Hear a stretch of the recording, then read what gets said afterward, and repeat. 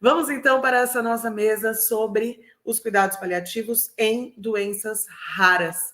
Eu estava lendo alguns dados aqui do Ministério da Saúde, que as doenças raras, elas têm esses nomes por causa da incidência, né, num número X de população. Então, elas são um conjunto de condições médicas que afetam um número relativamente pequeno de pessoas em comparação com outras doenças mais comuns. Então, a gente não sabe exatamente quantas são as doenças raras, mas a estimativa é de que sejam pelo menos 5.000 tipos diferentes de doenças raras. As causas podem ser associadas a fatores genéticos, ambientais, infecciosos, imunológicos, outras tantas causas. Podem ser anomalias congênitas, erros de metabolismo, imunidade, deficiência intelectual, outras muitas doenças. Então, a grande maioria dessas doenças raras afeta crianças, mas podem sim aparecer ao longo da infância, da idade adulta, afetam sistemas que compõem o organismo humano e causam deficiências ou alterações nesse desenvolvimento. E um dado que eu achei bem interessante é de vários estudos internacionais que apontam que de 3,5% a 5,9% das pessoas em todo o mundo podem vir a ser afetadas por alguma doença rara em algum momento da vida. Isso faz com que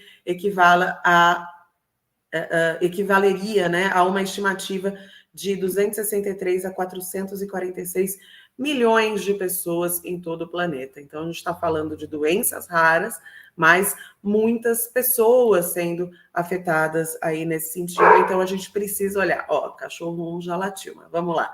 Vamos chamar aqui a Bruna Martinovici, que eu conheci nessa nossa trilha de cuidados paliativos Vida Fora. Enquanto ela vai chegando, a gente já tem aí essa imagem da nossa mesa que vai ser sensacional. A Bruna é paciente, é integrante do staff da Casa Lavanda. Ela fala muito bem na internet, gera conteúdo super bacana. É fonoaudióloga, ela produz esse conteúdo todo no Instagram dela. Em 2017, depois de complicações de uma extração dentária, ela iniciou uma jornada com adoecimento crônico. De lá para cá, ela somou 9 cirurgias, muitas internações, tratamentos agressivos para controle de doenças, como o lúpus, que atingiu o sistema nervoso central. Há um ano, ela passou pela retirada total do intestino grosso e vive com uma ileostomia. Bruna, muito obrigada, meu amor. Bom dia. Oi, bom dia a todos. Seja bem-vinda, você é de casa, está com a cópia da chave aí. Obrigada. Vamos dar oi para novas integrantes desta mesa. Vou chamar agora a Renata Darzi. Ela é mãe, esposa, empresária. Em 2020, ela diz que superou grandes desafios após o nascimento prematuro da sua filha, Malu, que ficou 322 dias na UTI. Teve alta com diversos diagnósticos, entre eles a paralisia cerebral. E no momento mais difícil de sua vida, Renata decidiu compartilhar de forma leve e bem-humorada a história inspiradora de sua família, com uma comunidade que atualmente conta com mais de 142 mil seguidores no Instagram, motivando outras famílias a enfrentar adversidades com coragem. Renata, que prazer te receber, obrigada. Obrigada a vocês pelo convite. Já vamos conversar, quero saber detalhes aí do seu dia a dia. E agora vai vir a Ana Luísa Berti, que é médica reumatologista, integrante da Sociedade Brasileira de Reumatologia, mestre em fisiopatologia pela UEL. Já está com a gente. Oi, gente, um prazer estar com vocês. Vocês estão vendo aqui que eu estou numa luta não muito rara de um câncer de mama, mas estou aqui para a gente conversar um pouquinho. É um prazer estar aqui com vocês hoje. Obrigada por estar aqui com a gente. Vamos conversar. Cuidado paliativo está em tudo, né? Às vezes a gente não divide CPF CNPJ, né? A gente não dá, no momento não está dando. Não vai estar dando, não é mesmo? Não vai estar dando. Quero chamar duas parceiras da diretoria do Instituto Ana Michele Soares, começando pela Luciana Dadalto, que é advogada, que se diz apaixonada pelas discussões sobre autonomia no fim de vida. A Lu já está entrando aqui com a gente, vou continuar lendo a mini bio. Ela estuda testamento vital há mais de 10 anos. Seu sonho é ver esse tema difundido em toda a sociedade brasileira. Ela advoga exclusivamente em direito da saúde, é doutora em ciências da saúde pela Faculdade de Medicina da UFMG, mestre em direito privado pela PUC Minas, administra o portal testamentovital.com.br, como eu falei, ela também é da diretoria do Instituto Ana Michele Soares, ela não dorme, ela faz coisas 36 horas por dia. Olá, Lu, obrigada. Olá, gente, prazer estar aqui com vocês. Bom dia, Ju, Bruna, Renata, Ana Luísa, muito obrigada pelo convite. Prazer estar aqui com vocês. E para finalizar essa nossa mesa estrelada, temos outra pessoa muito querida, Sabrina Ribeiro, também do Instituto Ana Michele Soares, é médica intensivista com área de atuação em cuidado paliativo, doutora em ciências pelo HCFM USP, coordenadora do Núcleo de Cuidados Paliativos do Hospital Monte Clínico, professora de terapia intensiva na Universidade Federal do Ceará, é da diretoria do Instituto Ana Michele Soares, estivemos muito recentemente juntas, moramos em cidades separadas, mas a gente está sempre se vendo, né, Sá? Mas ainda assim estou com saudade, seja bem-vinda. Já estou com saudade também, Ju, que alegria estar nesse dia tão especial, nessa mesa com gente tão querida, e vamos conversar. Alguém tira um print dessa tela? Olha a quantidade de mulheres incríveis, potentes, falando de coisas ultra importantes. E que bom que a gente está aqui junto. Queria começar pela Bruna. Agora há pouquinho, né, a gente dividiu aqui um pouquinho do seu diagnóstico, da sua situação de saúde. E ainda que seja uma rotina muito dura, você tem um conteúdo na internet que traz leveza, traz humor. Para quem já conhece, sabe de uma acidez típica, que eu acho que comunica super, né? E você traz muita informação. Então, você diz que a sua maior meta com essa produção de conteúdo é que o paciente tenha conhecimento e possa ser sempre participativo nessa jornada. Como é que é isso? Por que isso ainda não acontece? Que mudança de chavinha que a gente tem que fazer? Eu acho que a gente tem 2 pontos, assim, acho que às vezes se subestima muito, a gente ainda coloca o lugar do médico, acho que temos 2 médicas aqui, mas temos 2 médicas que são 2 médicas que eu conheço muito bem, e são 2 médicas muito diferentes, mas os médicos ainda ocupam um lugar de querer ter o lugar de poder e o lugar de detentor do conhecimento, e de muitas vezes não permitir que o paciente compartilhe o lugar de decisão, né, sobre o seu tratamento, lugar de escolha mesmo, às vezes, do seu próprio destino, assim. E eu acho que a única maneira mesmo, né, da gente mudar isso é ter conhecimento, né, o único jeito da gente poder questionar esse lugar de poder do médico é a gente detendo conhecimento também.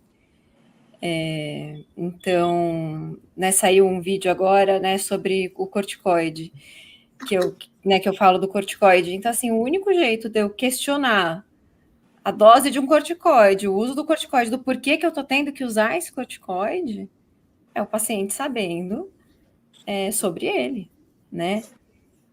E aí até perguntar, né? Saiu lá um comentário, perguntaram, é até interessante.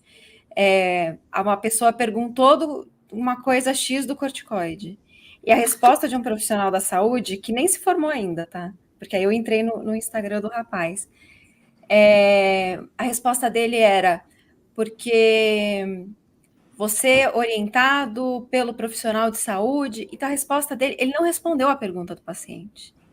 Ele falou assim: se o médico mandou tomar, toma. Então, assim, o paciente a pessoa perguntou, ele não respondeu. Ele falou: se você tem que tomar, toma. Se estão mandando você tomar, porque ele não sabe. Talvez não. Dá uma tranquilidade, um quentinho no coração, né? Antes de passar a palavra para a Renata, eu queria só emendar uma pergunta para você. Bru, você acha que é uma coisa de perfil de pessoa, ou todo mundo consegue, em alguma medida, porque assim, você é muito ativa, você é uma mulher empoderada, você vai para cima, mas será que todo mundo consegue encontrar esse lugar em si mesmo de bancar o próprio protagonismo? Eu acho que sim, eu acho que dá para a gente cutucar isso. Eu acho que a minha ideia é cutucar isso nas pessoas, assim. Eu acho que a gente pode, acho que cada um vai ter um jeito, né, de fazer isso. Eu acho que a Rê faz isso lindamente como a mãe da Malu, né, e ela vai fazer isso como, né, a mãe, né, da paciente. E somos mulheres muito diferentes, com personalidades muito diferentes. E como a minha mãe teve que fazer isso muitas vezes, quando eu estava muito debilitada, por exemplo. E, de novo, ela tendo uma personalidade diferente da minha, mas eu acho que a gente pode, sim, cutucar esse protagonismo de alguma maneira, porque é fundamental que a gente saiba saber que a gente pode tomar conta do nosso próprio corpo, que é nosso corpo. Eu sempre falo isso, né? O corpo é meu, né? Eu tenho que saber que o corpo é meu, né? E que o médico tem um saber técnico, mas eu tenho um saber do meu corpo. E que a gente tem que retomar esse saber do próprio corpo. Exato. Tem uma coisa que desde que a Ana Mi criou esse fórum, eu admiro muito, que é uma conversa entre pacientes, né? O paciente é protagonista, é o paciente que fala, é o paciente que puxa tudo. O restante aqui é sempre bem-vindo, mas o paciente é o protagonista. Mas, ao mesmo tempo, a gente esquece disso. E eu acho que é uma oportunidade do profissional de saúde que está aqui com a gente ouvir o paciente, que muitas vezes ele não ouve em consultório, não ouve no ambulatório, né? E a Bruna, mais para frente, ela vai falar mais um pouquinho do diagnóstico dela, que começou justamente com uma dor subestimada, né, Bru? De não levaram a sério o que você estava falando, né? E principalmente com mulheres negras, aí a gente tem a espiral descendente, né, de a quantidade de coisas que podem dar errado aí. Renata, queria te perguntar sobre o diagnóstico da Malu e qual que é a situação atual de saúde dela, como é que tem sido essa rotina de vocês? Então, a história da Malu começou na minha gestação, com uma gestação super tranquila, apesar de eu ter, no morfológico, visto que ela tinha uma questão anatômica no estômago, que seria uma questão genética, que até hoje é desconhecida, então ela se enquadra ainda nessa questão de casos raros, a gente não sabe exatamente o que ela tem, mas não foi isso que desenvolveu tudo, né? Na verdade, eu tive Covid com 26 semanas, 6 meses de gestação, e eu tive uma trombose na placenta, e senti que ela não estava mexendo, foi uma coisa bem intuitiva até, e fui na perinatal, né, que é uma maternidade aqui do Rio de Janeiro, e aí, enfim, ela tá morrendo, o coração tá parando, vamos subir para um parto de emergência agora. E ali começou a nossa história de uma vida completamente normal para um furacão chamado UTI neonatal, em que a gente ficou 322 dias e que tudo foi acontecendo a conta-gotas, né? A princípio, a gente não sabe se ela vai sobreviver nas primeiras 72 horas, depois a gente não sabe como ela vai sair, depois a gente não sabe. Então, eu não tive um momento de, ela tem paralisia cerebral, mas ela teve uma hemorragia muito grave, agora evoluiu para uma hidrocefalia, e fizemos 13 cirurgias com 8 meses de vida e desse tamaninho ainda, porque ela nasceu muito prematura. E só quando a gente saiu de lá, porque me parece que a palavra paralisia cerebral, muitos médicos têm medo de falar, assim, sabe? Não estou nem julgando, nem questionando, né? Eu não gosto de travar também essa guerra entre médico e paciente, mas às vezes eu acho que o próprio médico não sabe como lidar, porque eu acho que é difícil mesmo. Cada família reage de um jeito, né? Tem família que quer saber tudo de uma vez, tem família que, nossa, ele falou muito rápido, então como que uma pessoa que não te conhece vai saber como lidar com você, sem tirar os casos de falta de empatia, que são muitos, mas assim, esse equilíbrio entre relação médico e paciente, eu acho que é muito difícil e tem formas de lidar ruins dos dois lados, né? Então, a gente lidou com muitos diagnósticos durante a UTI, então ela tem baixa visão, aí ela tem um refluxo muito grave, ela precisa se alimentar por sonda, então tudo isso foi sendo falado, foi sendo feito durante os 10 meses e meio que a gente ficou, e quando a gente saiu, obviamente eu já tinha lido tudo sobre paralisia cerebral, já tinha entendido que seria a situação dela, mas ninguém nunca tinha me falado, e aí no primeiro neuro que a gente foi, Assim, ela tem paralisia cerebral. E eu te digo que é o menor dos nossos problemas. Assim, o refluxo causa muito mais problema para a gente do que a própria paralisia cerebral. Depois eu posso falar melhor sobre isso. Mas hoje a Malu é uma criança com paralisia cerebral, com muitas limitações, mas uma criança extremamente feliz e extremamente mimada. Uma criança que viaja mais do que muita gente.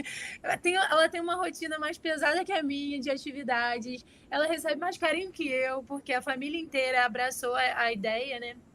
E é uma criança que vive. Eu falo para ela, você já conheceu tudo de ruim que a vida tem, né? Muito hospital, muita furada na pele para tentar tirar sangue. Agora você vai conhecer o que a vida tem de bom. E a gente leva ela para tudo quanto é lugar. A gente é uma família que ela já foi para cachoeira, para praia, tá indo para Disney. Daqui a uma semana, um sonho que a gente tinha. E é isso, eu acho que a vida, assim, é a forma como a gente lida com o que acontece. É difícil de falar isso, né? Porque existem muitas camadas aí, né? Muita situação de vida, rede de apoio e tudo mais. Mas, de fato, a forma como a gente lida é o que mais vai dizer como aquela situação vai ser na nossa vida, né? Por pior que seja. A gente pode tornar a pior coisa do mundo um pouco mais leve e a gente pode tornar o melhor cenário do mundo muito pesado, né? Eu fico vendo, desde que aconteceu isso, o grupo das minhas vizinhas aqui do prédio, nossa, elas sofriam porque a varanda foi inundada pela chuva, caiu um pouco de água, eu ficava, gente, pelo amor de Deus, isso não é problema. Mas assim, é isso, a gente tem essa capacidade de lidar com as coisas de uma forma mais leve ou mais pesada, né? E é isso que eu acho que no final das contas vai impactar como aquilo que aconteceu vai se tornar, né? Como a nossa vida vai se tornar. Queria passar a bola agora para a Sabrina, porque a fala da Renata me traz muito a questão da comunicação entre as equipes de saúde e pacientes ou familiares, né? Basicamente, quando você recebe um diagnóstico, cai uma bigorna na sua cabeça, né? Assim, você está num voo, você não quer que ele seja turbulento, mas a turbulência veio. Qual que é a importância? E aí já vou falar com a Lu sobre isso, porque comunicação e bioética em cuidados paliativos andam assim, né? Andam juntinhos. Qual que é a importância, Sabrina, das equipes de saúde saberem se comunicar? Porque parece que comunicação é uma habilidade inerente ao ser humano, mas existem vários protocolos das equipes de saúde para conseguirem se comunicar, né? E, fora isso, considerar a gradação de entendimento de cada pessoa, né? De momento, às vezes, de classe social, de acesso à informação. Como é que se olha para isso nos cuidados paliativos?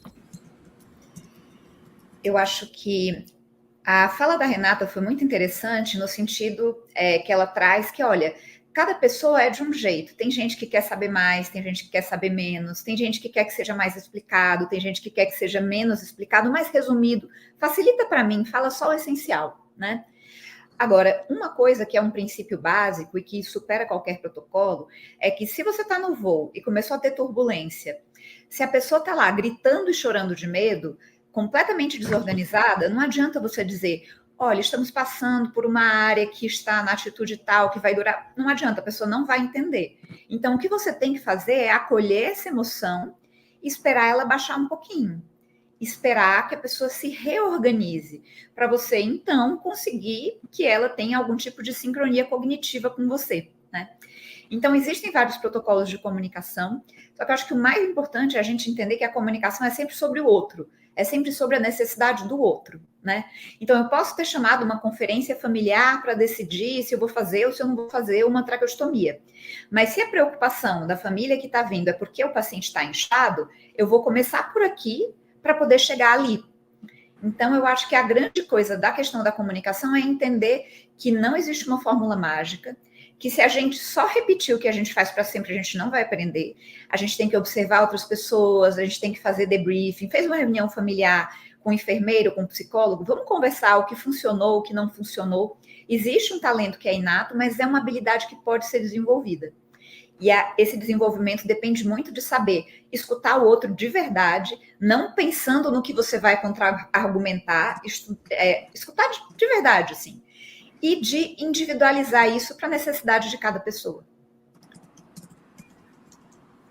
Perfeito, Sá. Gosto muito de te ouvir sempre falando de comunicação, porque é uma fonte inesgotável aí de inspirações de como profissionais de saúde podem lidar com essa questão.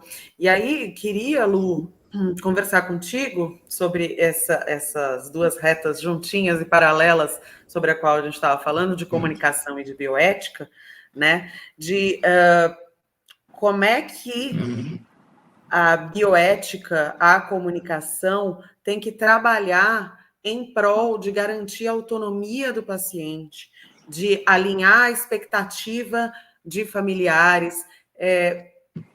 Dá para fazer boa bioética sem pensar em valores e desejos de pacientes e familiares? Bom, quando a gente fala de bioética em cuidado paliativo, a gente está falando necessariamente do óbvio, que é colocar o paciente no centro do cuidado, né? Então, isso valeria para qualquer abordagem de saúde. Então, quando eu coloco o paciente no centro do cuidado, eu tenho que partir de alguns pressupostos. O primeiro é, se eu estiver falando de um paciente que tem capacidade decisória, eu preciso ouvir esse paciente.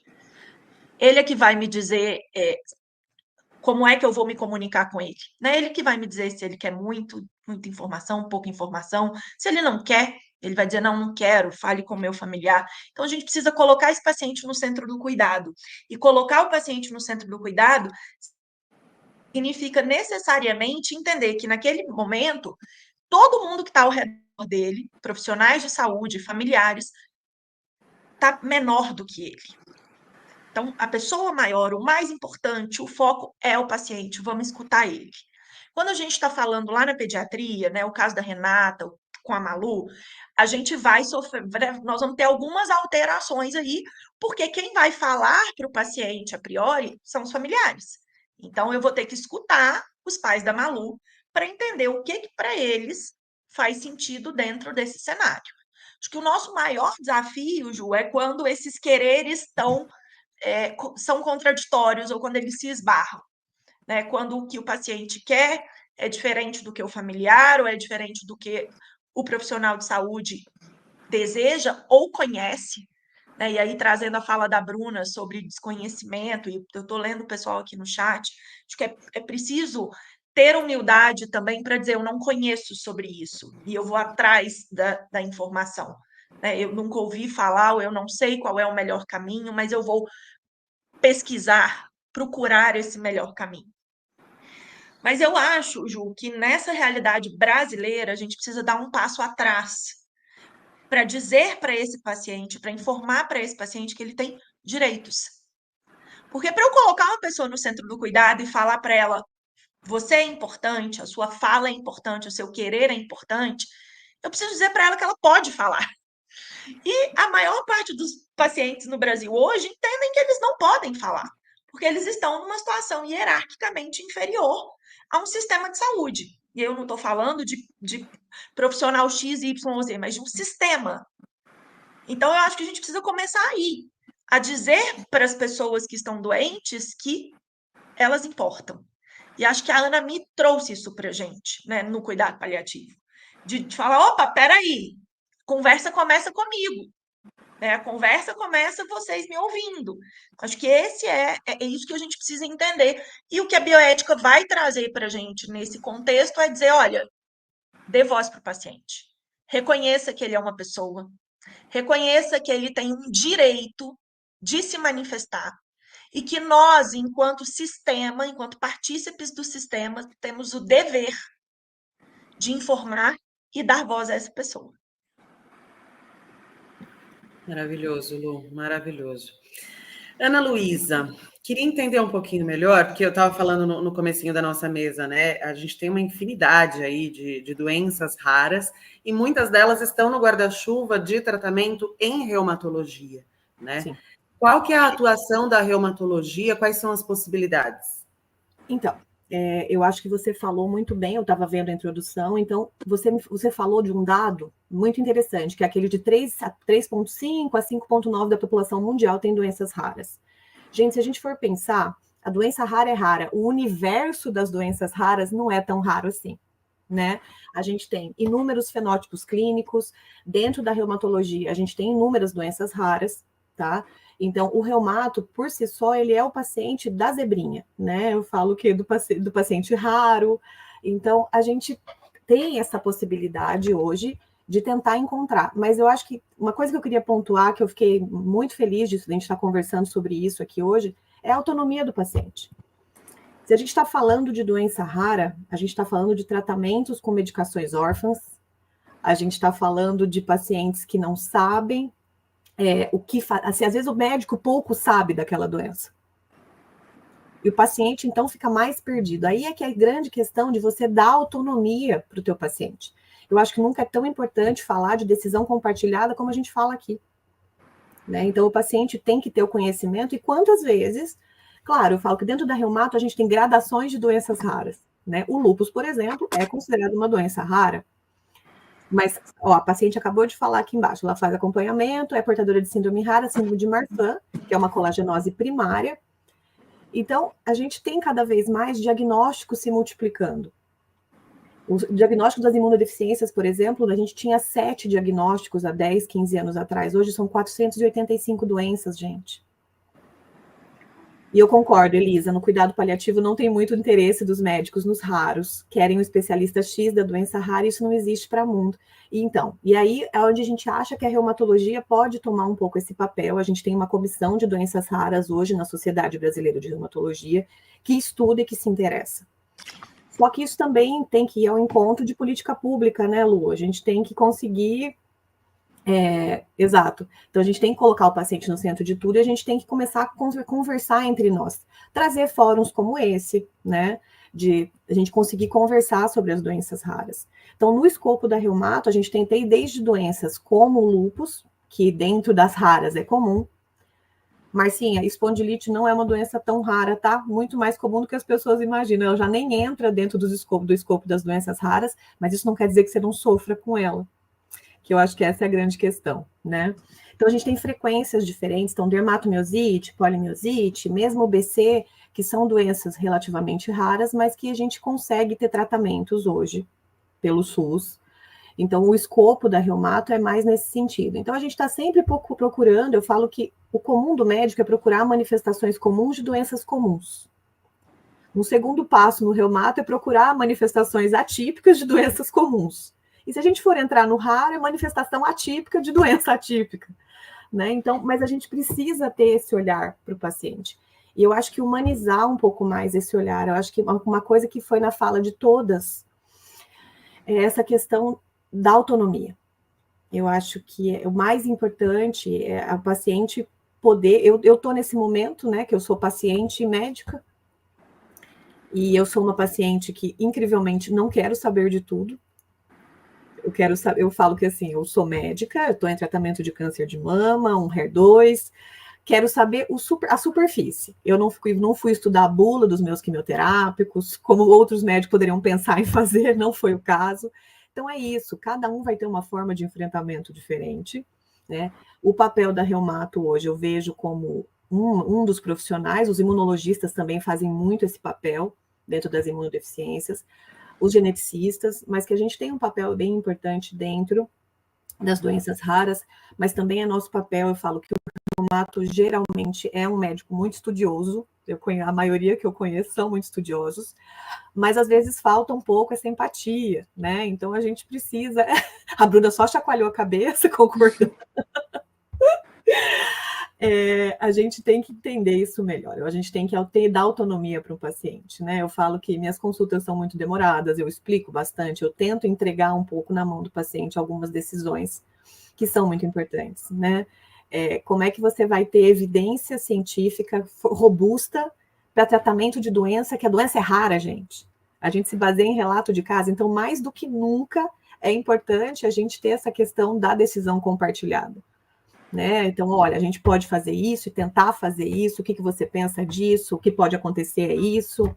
E às vezes pode ser uma coisa até mais simples, quer dizer, como é que a gente não para explicar para o paciente os efeitos colaterais de um mero corticoide, né, Bruno?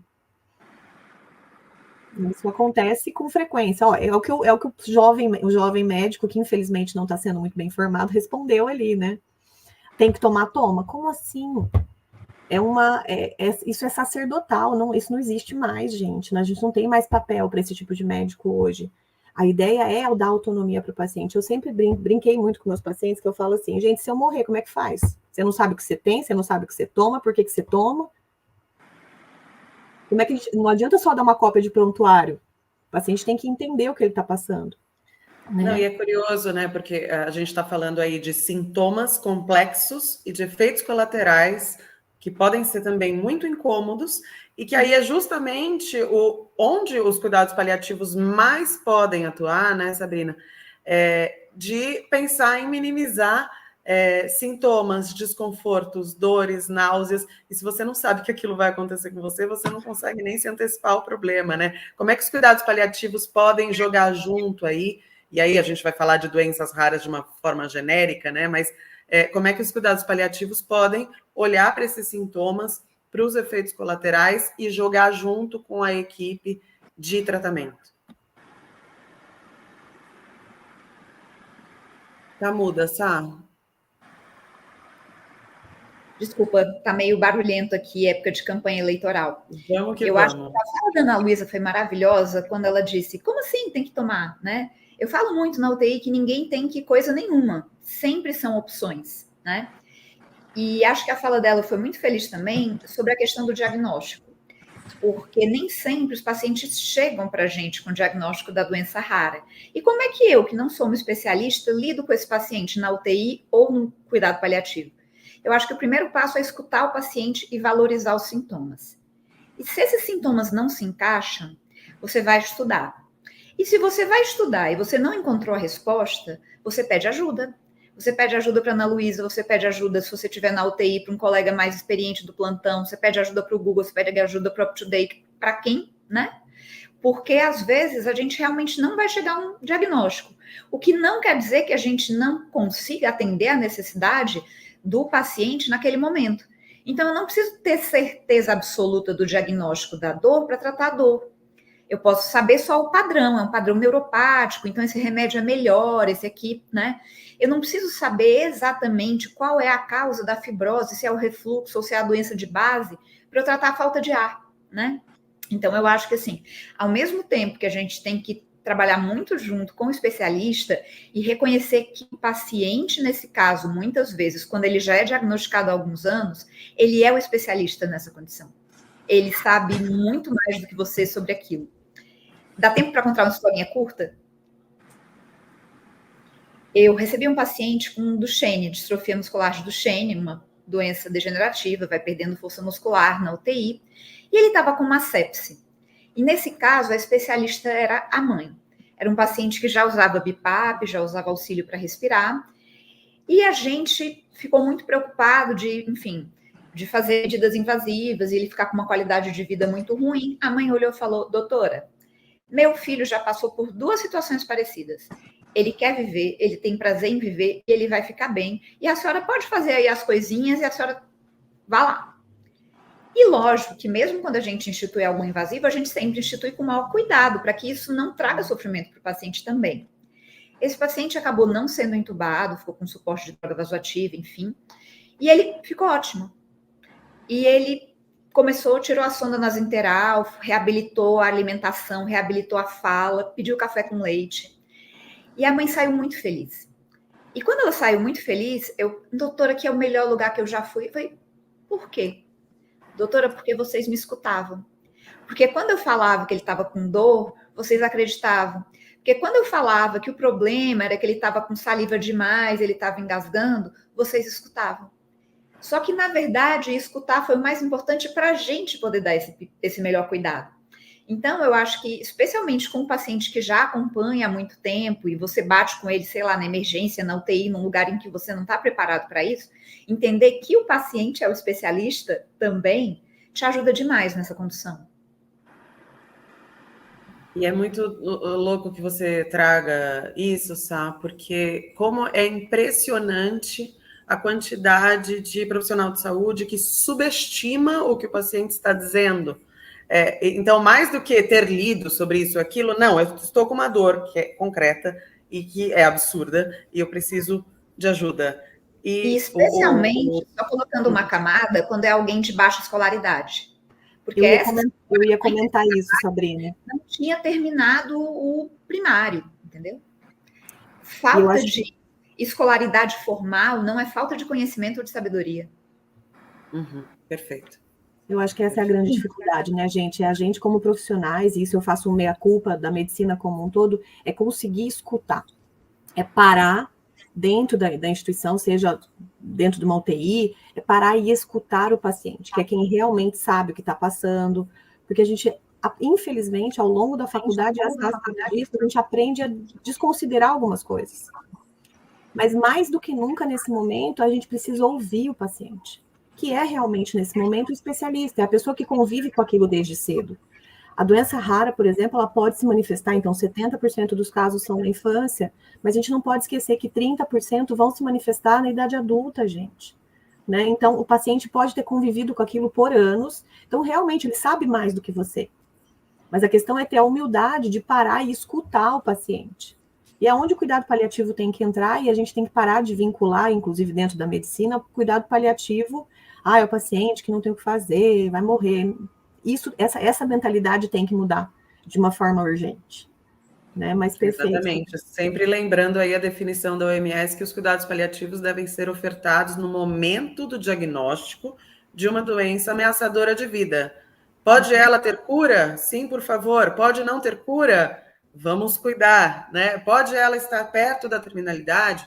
Sim, os cuidados paliativos são muito necessários, mas é um espectro, né? Não é uma sentença, né? E você trazendo o que você estava trazendo, Sabrina, me lembrou uma história que o Tom conta do primo irmão dele, o Du, que é uma das grandes inspirações para o Tom fazer o que ele faz hoje, sobre cuidados paliativos e tudo mais, aqui no Instituto Anami e no Infinito, que era, quando ele ainda não tinha equipe de cuidados paliativos, se iam no quarto dele e perguntavam, sua dor está de 0 a 10, e às vezes estava uma dor 9,5, mas ele falava, eu vou dar 7, porque quando eu disser 10, não vai ter mais para onde ir, não tem medicação, não tem manejo. Então, olha a loucura de como a gente, como paciente, começa a ter estratégias para se defender de uma equipe que deveria estar cuidando da gente. E aí, queria passar a bola para a Bruna, porque o start dela foi justamente com uma falta de escuta. Te subestimaram em sua dor, né, Bruna? Foi um dentista, eu tive uma alveolite seca, e aí eu ia no consultório, alveolite seca, assim, a gente tira o dente, e aí depois de 2 dias, quando a gente tira o dente, o nosso corpo forma um coágulo de sangue para proteger aquela região que ficou um vazio. E aí esse coágulo de sangue protege o osso, o nervo, e aí eu perdi esse coágulo de sangue, então meu osso e meu nervo ficavam expostos. Isso doía muito. E aí eu sou calma, e eu não chegava lá me descabelando. E assim, se você chegar descabelando, aí você é histérica, porque você é mulher, você é histérica. Se você chegar lá calma, você não tá com dor. Então, assim, você não tem saída, tá? Então, de qualquer jeito, você tá lascada. Aí, então eu chegava lá calma, eu falava, estou com dor, e eu falava para ele assim, a minha dor para na metade do meu queixo. Isso já era um indicativo que tinha alguma coisa no meu nervo. Se a minha dor estava parando na metade do meu queixo, isso já era, se ele escutasse, ele já ia falar, opa, tem alguma coisa aí de nervo acontecendo. Mas ele simplesmente ignorava, me colocava o laser no pulso, me deixava, largava numa salinha e me mandava embora. Isso durou 10 dias. Como isso durou 10 dias, isso virou uma baita de uma infecção. Aquela infecção começou a espalhar para minha boca, porque, além de tudo, ele me deu o antibiótico errado. Aquilo virou 15 dias. Quando eu cheguei no infectologista, aquilo já tinha virado um caos, já tinha pego o osso, aí já tive que ser internada, teve que virar uma baita de uma cirurgia, aquilo virou um quiprocó. Isso virou o gatilho do meu lúpus, essa infecção, porque foi uma infecção muito grande. Gatilho de lúpus podem ser N coisas. No meu caso, foi essa infecção. E, assim, de muitas pessoas, por exemplo, foi a Covid. Né? Então, assim, podem ser várias coisas. No meu caso, foi essa infecção do siso. Então, eu falo assim, depois isso foi um marco, né? E depois disso, o meu adoecimento virou meio que uma bola de neve. O que eu tenho, né? Eu tenho lúpus. O meu lúpus é um lúpus grave, é um lúpus de manejo bem difícil, de controle muito difícil. Eu nunca entrei em remissão. Estou em momento de atividade de doença complicado.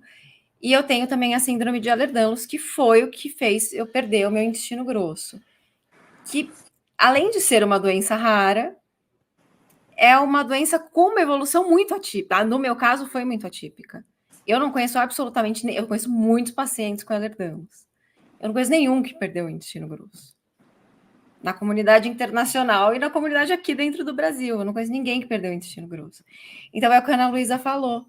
Além, né, da gente ter os pacientes com uma doença rara, a gente também tem uma evolução muito individual dentro do paciente com a doença rara, né? Então, assim, o nosso, né, o médico lidar com esse manejo, né?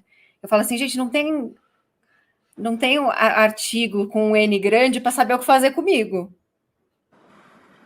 Aí os médicos a gente tem que entrar ali num acordo, a gente tem que conversar. Então, assim, optar pela colectomia, quando a gente tem, né, um paciente oncológico, né, para optar né, olha, a hora de optar para cirurgia, né, a gente tem às vezes protocolos com um número de pessoas significativo para saber qual caminho seguir. Dentro da comunidade rara, isso é mais complexo, né? Então, eu e o médico chegamos num lugar ali e a gente falou, olha, realmente a gente chegou num ponto que... E aí? Agora acho que o intestino pode romper. Né? Mas é isso, né? Vamos lá? Será que é a hora? Então é complexo. E assim, com outros vários médicos falando para mim, não, eu vou esperar mais um ano. Entende?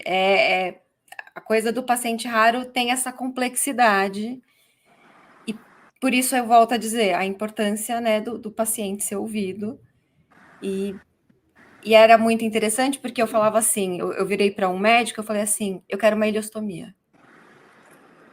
Você tá doida? Isso vai acabar com a sua vida. E eu falava assim, não, vou acabar com a minha vida, não vai, tem um monte de gente vivendo aí com ileostomia que tá ótimo. Vai acabar com a minha vida. A popular bolsinha, né? Que é a popular bolsinha, famigerada bolsinha de cocô. Essa bolsinha de cocô melhorou minha qualidade de vida absurdamente. A Rê pode falar da ostomia da Malu. Do quanto a ostomia da Malu melhorou absurdamente a qualidade de vida da Malu. A gente já conversou sobre isso. Porque eu tive a mesma ostomia que a Malu também. Eu já vou até aproveitar seu gancho. Eu ia fazer uma pergunta para a Renata, mas já quero ouvir essa resposta, então. A Malu, eu falei, né, que no início que o que acabou atrapalhando muito a nossa vida foi o refluxo, porque ela vomitava muito e ela não conseguia ganhar peso. E aí a gente chegou num ponto, a gente tentou muita coisa e não dava certo, e a gente acabou tendo que partir para um tratamento mais invasivo, que é a dieta pela veia, né, dieta parenteral. E ela fez um tratamento em São Paulo e a gente ficou 3 meses mais, né? Além dos 322 dias, mais 3 meses internados em São Paulo, sem família, morando em um Airbnb com ela, revezando, eu e meu marido e tal. E foi um momento muito difícil, assim, da nossa vida, né? Por conta da dieta parenteral que ela precisava. E a gente estava em um hospital naquele momento em que não me dava... Eles tentavam fazer com que ela conseguisse se alimentar. Ela tinha, voltando aqui, tá? Ela tinha uma gastrostomia, então ela se alimentava por sonda, mas ia para o estômago.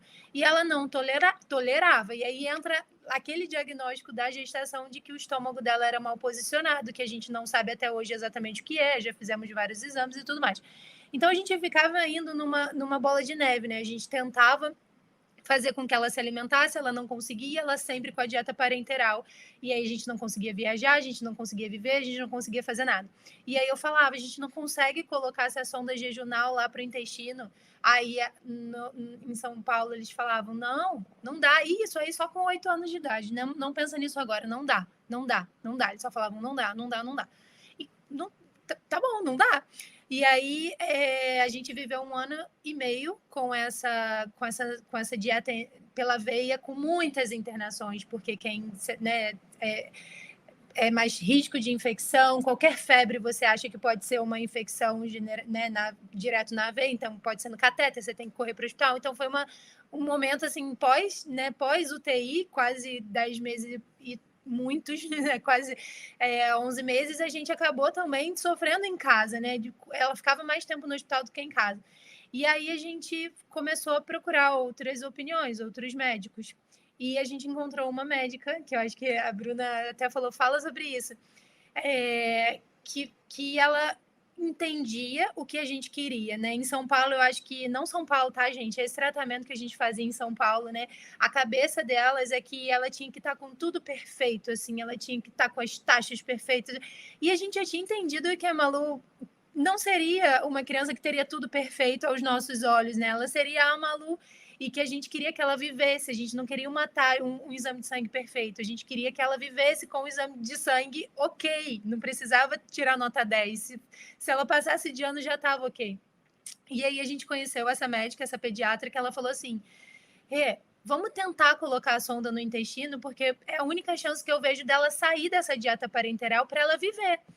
E aí ela falou, eu não tenho certeza se a gente vai conseguir, porque ela já tinha tentado quando bebezinho e não tinha conseguido. Ela falou, não tenho certeza se ela vai conseguir, mas você topa comigo entrar numa sala de cirurgia e tentar? Porque se ela conseguir, ela vai parar de vomitar e ela vai ganhar peso e ela não vai precisar da dieta parenteral. E ela falava assim para mim, olha, eu tô sugerindo algo que eu não tenho certeza, mas você quer vir comigo e tentar? Falei, quero, porque eu não aguento mais essa dieta parenteral. E, tipo, qualquer coisinha a gente tinha que correr para São Paulo, então nossa vida era uma loucura. Eu parei de trabalhar, eu tinha uma empresa, tive que parar de trabalhar. A gente não conseguia em nada da nossa família, porque a gente não sabia o que ia acontecer amanhã. Já aconteceu de eu ir para uma consulta em São Paulo e a gente ia e voltava no mesmo dia e fica lá 20 dias. E eu não tinha levado roupa, eu tive que comprar pijama, calcinha, porque eu não tinha nada. E quando chegou lá, ela estava com febre, eles não deixaram a gente sair, a gente ficou preso 20 dias. Então era uma loucura, assim, que ia muito além das questões dela. Aquela situação, tipo, mudava a nossa vida toda e dificultava tudo. E aí eu falei com ela, eu falei, eu quero, e ela falava para mim assim, ela falava isso, né? Ela falava, eu entendi o que vocês querem viver, vocês não querem que a Malu seja perfeita. Então eu acho que ela consegue viver muito melhor com essa sonda. E aí a gente tentou e deu certo. E aí eu lembro que a médica dela, a pediatra, ela chorava, nossa, tô muito emocionada, não sei o quê. E essa sonda mudou não só a vida da Malu, como da família inteira. Então, hoje, tipo assim, a Malu não vomita mais tanto, ela consegue ganhar peso, ela tirou a dieta parenteral, a gente sumiu de São Paulo, né? Agradeci, muito obrigada, mas assim, eu acho que a filosofia de vida deles, né, era muito diferente da nossa. A gente queria que ela vivesse, eles queriam que ela chegasse num exame de sangue perfeito, não era isso que a gente queria. Então, a gente conseguiu depois daí, eu falo assim, Priscila é a pediatra dela, eu vou fazer uma estátua sua da minha, porque você trouxe vida, eu voltei a trabalhar, a Malu voltou a viver, a gente, hoje, né, minha mãe que ficou meses sem ver a Malu, e minha mãe é uma avó apaixonada, hoje tá lá, a Malu na casa dela, então assim, quanta coisa mudou por causa de uma médica, sabe? Então, enfim, né, foi uma virada de chave na vida da família toda. Não, é incrível isso que você está trazendo sobre qualidade de vida e não perfeição, né? Até porque é uma pretensa perfeição que não existe nenhum de nós que está aqui. Ela né? falava, isso é uma filosofia de vida, isso não estou nem falando de medicina, eu estou entendendo que vocês precisam viver e isso que elas estão fazendo não vai fazer ela viver. Você tem que confiar em mim. A gente pode tentar, né? Eu gostava da humildade dela, a gente está tentando. Eu também não sei se vai dar certo, porque ela poderia falar, não, você quer tentar? Eu falei, quero. E essa é uma decisão que tem que ser nossa também. Eu poderia falar, não, eu não quero tentar, eu quero fazer o que já está funcionando aqui. Né? E imagina se a gente tentasse e não desse certo, e ela falasse, pô, mas... Né? Então, enfim, né? Acabou que deu certo. Hoje a gente vive, eu falo, cara, graças a Deus, viver é bom demais. E eu falo, ela tem paralisia, ela não anda, ela não fala, mas ela vive, cara, ela é feliz, ela sorri. E isso é muito mais importante, porque a gente já viveu com a paralisia sem viver. Hoje a gente vive com a paralisia vivendo. E viver é bom demais. Então tá bom, paralisia não limita a gente de viver, sabe? Perfeito, Eu perfeito. preciso falar uma coisa, porque eu sou muito fã da Malu, sabe? E da família inteira, e a Renata sabe. E aí, o meu olhar de fono, o olhar de terapeuta, depois que a Malu começou a ganhar peso e tá com essa sonda, e a Renata sempre posta as terapias. A diferença da Malu, o ganho que ela teve nas terapias, na físio e tudo, é gritante. Então, assim, não é só tudo que a Malu e que a família ganhou em vida. A Malu também ganhou na qualidade de vida dela, no corpo, em tudo mais, assim. Não foi apenas... ela evoluiu também na parte clínica, assim. A diferença é absurda, assim. É maravilhoso ver tudo de ganho que a Malu teve, assim. Eu fico... A Renata sabe que ela me aguenta comemorando nas respostas, ela que me aguente. Que ela me aguenta comemorando em resposta de story dela. A diferença é absurda. Era justamente isso que eu ia falar, né? Sobre como subestimar dor, desconforto, incômodo e desculpa latido de cachorro. As pessoas, as equipes de saúde desconsideram que isso tem uma melhora clínica, não é perfumaria, né? Se a gente está visando aí uma melhora clínica como único norte, também vale a pena olhar para tudo isso, né? Renata, eu queria voltar para você pelo seguinte, né? Aqui a gente está falando de cuidado paliativo, com alguns pilares fundamentais, o paciente como principal, mas o familiar também pode e deve ser visto pelos cuidados paliativos, como foco do cuidado, muitas vezes como integrante da equipe multi, tem uma mobilidade aí, né? Mas eu queria saber de você, porque você passou por um super luto, né, antecipado aí, de um jeito que você achou que sua filha fosse nascer e teve uma reviravolta, né, nessa chegada, então a vida como você estava planejando não aconteceu, ela virou completamente. Queria saber como é que você se vê como familiar nesse sentido, como é que muda também para você ver que os sintomas da Malu estão amenizados, ela está melhor, ela vive melhor, consequentemente, a família, o entorno também. Como é que é do ponto de vista de familiar?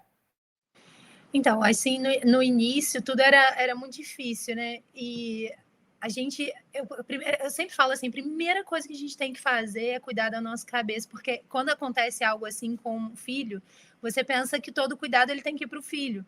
Só que começa a chegar um momento, e como eu vivi isso na UTI muito intenso, chega um momento que você não tem mais condições de cuidar do seu filho, porque você não está mais conseguindo nem prestar atenção, você está tão definhando ali que você não está conseguindo mais prestar atenção no que o médico está falando, você não tem mais forças para ser protagonista, você vai perdendo tudo que você tem. E quando acontece uma coisa uma situação muito extrema na nossa vida, a gente tem a tendência de tomar atitudes muito ruins, porque a gente está muito fragilizado, então a gente começa a criar uma bola de neve de problemas, e né, é um problema específico e a gente começa a criar outros, porque daí a gente fala, não, eu vou comer o que eu quiser, porque eu estou passando por isso, está muito difícil, aí você come o que você quiser. Não, eu vou brigar aqui com esse médico, com o meu marido, porque eu estou estressada, e né, todo mundo tem que entender, eu estou passando por aí, e você começa a criar problemas dentro da sua família. Então, assim, se você não presta atenção nisso, você começa a criar muitos outros problemas dentro de um. E eu acho que eu tinha uma sensação na UTI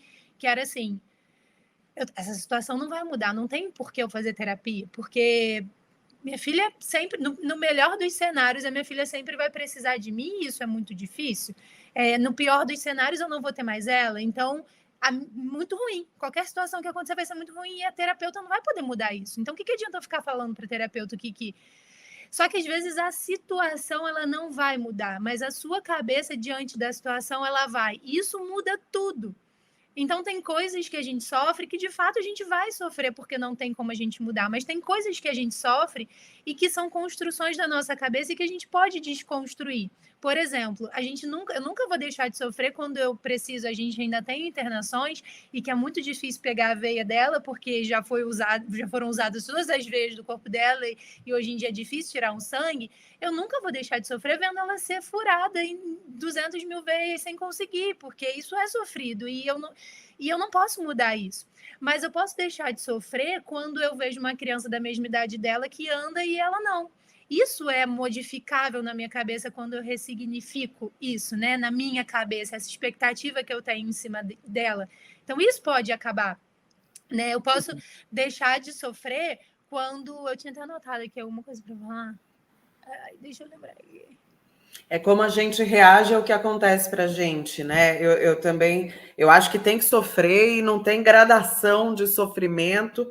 Quando vem, e a gente tem que respeitar Sim, o então, nosso sofrimento e o do outro, né? outra coisa que eu lembrei aqui, que eu anotei para falar, é sobre sonda, né? Eu via muitos pais, nossa, sofrendo porque o filho vai ter que colocar gastrostomia.